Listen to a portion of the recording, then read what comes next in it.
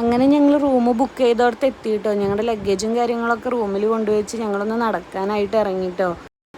ഈ വീഡിയോയിൽ എത്ര അധികം കാര്യങ്ങൾ എനിക്ക് കാണിച്ചു തരാൻ പറ്റുമെന്ന് എനിക്കറിയില്ല, പക്ഷെ എനിക്ക് അവിടെ ഒരുപാട് ഇഷ്ടമായി. എൻ്റെ അത്രയ്ക്ക് അടിപൊളി സ്ഥലമായിരുന്നു കേട്ടോ. സ്ഥലങ്ങളൊക്കെ കാണാനായിട്ട് ഞങ്ങൾ ട്രക്കിങ്ങിന് പോയിട്ടോ.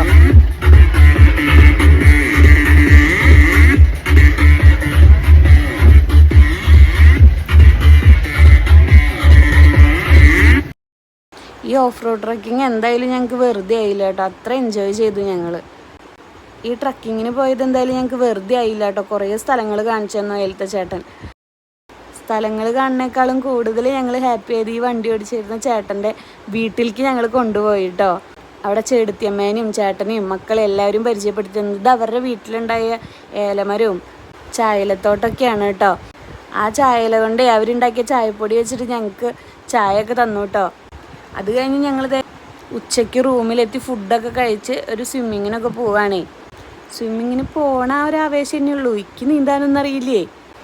എൻ്റെ അമ്മയെ കുഞ്ഞു പിള്ളേർ ധൈര്യം തന്നിട്ട് ഞാൻ ആ സ്വിമ്മിംഗ് പൂളിലേക്ക് ഇറങ്ങിയത് തന്നെ.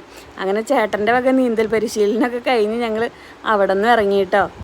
എന്തായാലും വാഗമണ്ണ് എത്തിയതല്ലേ, കുറച്ച് സ്വീറ്റ്സും സാധനങ്ങളൊക്കെ വാങ്ങിക്കാണ്ടായിരുന്നു കേട്ടോ. അത് കഴിഞ്ഞ് നൈറ്റ് വീണ്ടും ഫുഡ് അടിച്ച് ഞങ്ങൾ ഉറങ്ങി. പിറ്റേ ദിവസം പതിവ് പോലെ എണീറ്റ് അവിടെ തന്നെ ബ്രേക്ക്ഫാസ്റ്റൊക്കെ ഉണ്ടായിരുന്നു, അതൊക്കെ കഴിച്ചു. പിറ്റേ ദിവസം റൂം വെക്കേറ്റിംഗ് ആയ കാരണം കൊണ്ട് നേരത്തെ ഞങ്ങൾ ഇറങ്ങി. കുറച്ചും കൂടി സ്ഥലങ്ങൾ കവർ ചെയ്യാണ്ടായിരുന്നു. അങ്ങനെ പൈൻ ഫോറസ്റ്റിലേക്കും ഗ്ലാസ് ബ്രിഡ്ജൊക്കെ കാണാനായിട്ട് ഇറങ്ങിയിട്ടോ. അത് കഴിഞ്ഞ് നേരെ സ്വിപ്പ് ലൈനിലേക്ക് കയറിയിട്ടോ ഞങ്ങൾ. ആദ്യം ഞാൻ ഒറ്റയ്ക്ക് പോകാനൊക്കെ റെഡി ആയതാണ് കേട്ടോ. അപ്പോൾ ചേട്ടനൊരു പേടി ഒറ്റയ്ക്ക് പറഞ്ഞേക്കാം. അങ്ങനെ ചേട്ടനും കൂടെ വന്നു കേട്ടോ.